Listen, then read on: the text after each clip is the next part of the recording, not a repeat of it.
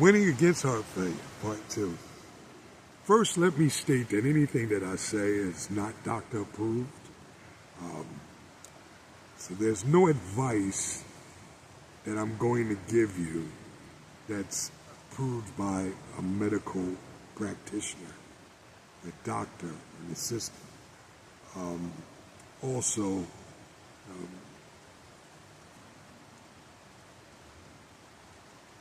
any exercise I do is what I'm doing. Please, before you take into any endeavor, talk with your doctor, your cardiologist, before taking any type of advice or listening to anything I say. What I've done has been for me, and it has worked. I fought a good fight, and I've been fighting a good fight. But just because it worked for me doesn't mean it'll work for you. So make sure that when listening to my story, if you hear anything about something that I've done, a drink that I've made, or exercise that I'm doing, please consult with your primary care physician and your cardiologist first before doing any exercises. I may talk about drinks that I have, teas that I've made, or exercises that I've done, foods that I'm eating. Again, before getting into anything that's different, please consult with your cardiologist. Please consult with your primary care physician. I am not a doctor. I don't profess to know anything medically about my condition. I can only speak from my experience. My backstory. I'd like to say that my backstory started way before I got heart failure. How is that? I think they say hindsight is 20/20, and I can probably go back years and years and years to some things that I did in the past to point to. But I'm going to say that my story actually started with someone else's journey. I was working out in a gym with my buddy Mike, and Mike introduced me to YouTube channel of a gentleman named CT Fletcher. And, I watched a bunch of his videos, but the ones that struck me the most was CT Fletcher had a heart condition. And I believe he had to have a heart transplant, but that's his story. But his journey, when he was recovering, the first video that struck me that is an inspiring one was him trying to run, his first time trying to jog. And he took a few steps, fell on his face, and he was hurt. He cried, and he showed his emotions. Second video, well, it's actually in the same video, but he showed himself maybe a week later, a few days later, achieving the ability to run, at least jog, take a few steps. That was the key for me. Because once they said those words to me,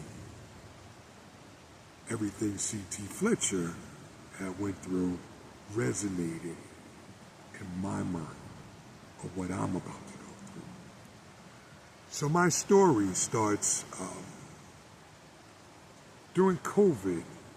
We're talking October 2020, when I was at work. We was working from home, and I'm on my computer. It's close to lunchtime, and the room started to spin.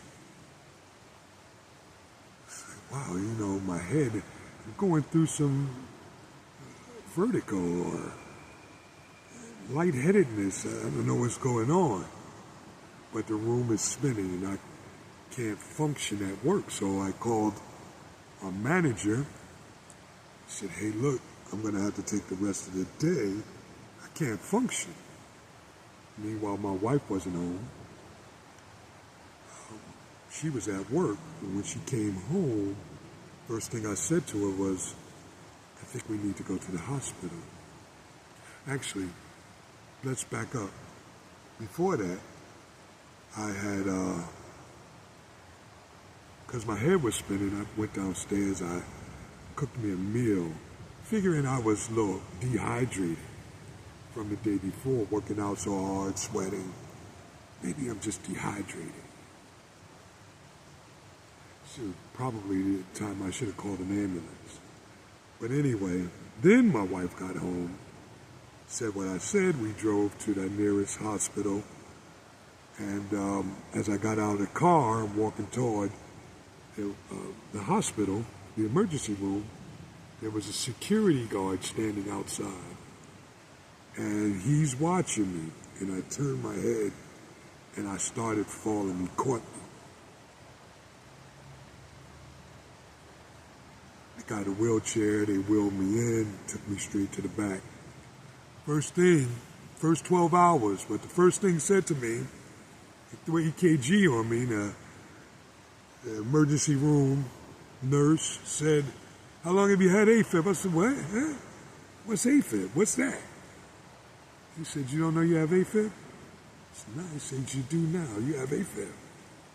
So we're going to get someone to talk to you. Meanwhile, since you're lightheaded, you think you're going through vertigo, we'll do a CAT scan of your brain tonight, blah, blah, blah. A couple hours go by, do the CAT scan. I get a doctor come by, said, hey, look, found something in your head. You don't know what it is right now. You're spending the night. In the morning, we'll do a sonogram of your heart. In the morning, they do the sonogram. First doctor comes through and says, hey, looks like you have a mass in your right side of your brain. We like to take more of a look at it. We're going to give you an appointment, blah, blah, blah. You know what happens next. The cardiologist comes through on a video call. So they set me up with the cardiologist. He says, hey, look, we found something in your chest. We'd like to do more studies on that, or more tests on that. So in the first 12 hours in the emergency room, I find out basically that I have AFib, a brain tumor, and a heart aneurysm. Talking about having a good day. So that's my first part of my backstory. I'll tell the second part at the next video.